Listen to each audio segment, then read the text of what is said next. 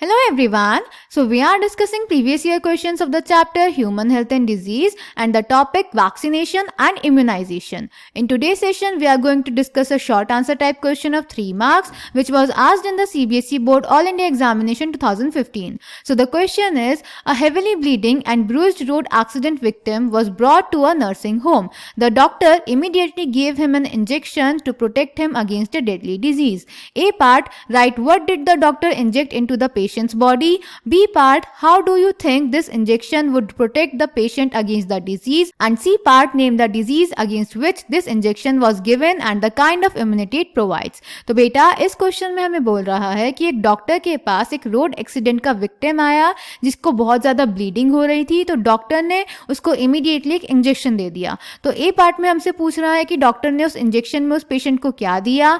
B part में हमें बताना है कि ये इंजेक्शन उस पेशेंट को डिजीज से कैसे प्रोटेक्ट करेगा. और सी पार्ट में हमें डिजीज का नाम बताना है और काइंड ऑफ इम्यूनिटी बतानी है जो उस इंजेक्शन से प्रोवाइड होगी.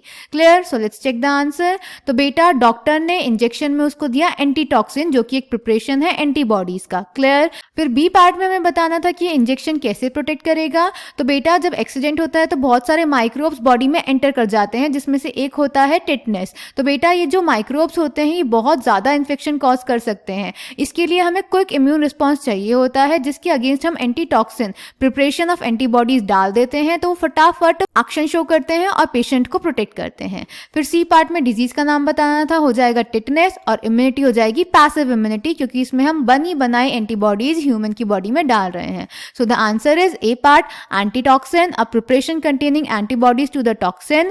B part, if a person is infected with some deadly microbes to which quick immune response is required, as in tetanus, we need to directly inject the preformed antibodies or antitoxin, a preparation containing antibodies to the toxin, which will neutralize the effect of the pathogen immediately. C, tetanus, passive immunity. So I hope this question is clear to you. Thank you.